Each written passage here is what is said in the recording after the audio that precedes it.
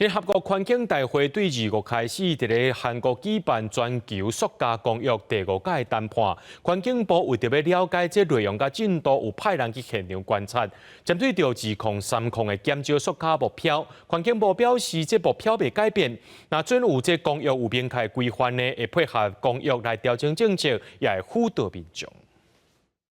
不管是海洋也是山顶，这几档上在看到人类制造的塑胶粪扫造成自然环境的负担，停止塑胶造成污染，正早是全世界各国的共同目标。所以，联合国环境大会自2022年开始，就启动全球做伙来讨论制定全球塑胶公约。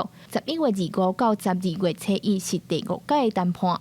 各国有些减量政策，可是缺乏一个统一规范，好，所以我们的这个公约呢，可以补足政策不足，特别是说国际间也有一些塑胶废弃物的流向跟管理不透明的问题。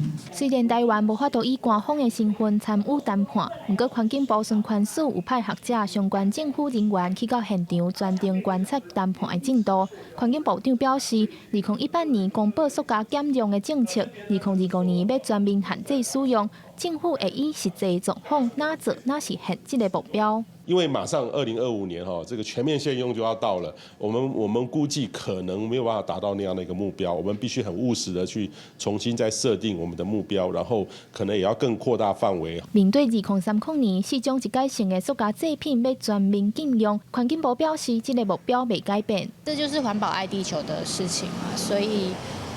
一方面啦，我是觉得自己应该要调整自己的消费的一个习惯。那另外一方面，我是希望可以有一些弹性的一些期间，让大家可以适应这样子的一个新的政策。民众表示，全面禁用可能有淡薄仔困扰，希望会使有时间通适应政策的调整。另外，环境部也表示，等到全球塑胶公约伫第5届谈判过了后，有明确的规范。 台湾会配合公约的目标来调整减塑的政策，辅导相关产业转型。记者张家嘅谢桂林台北报道。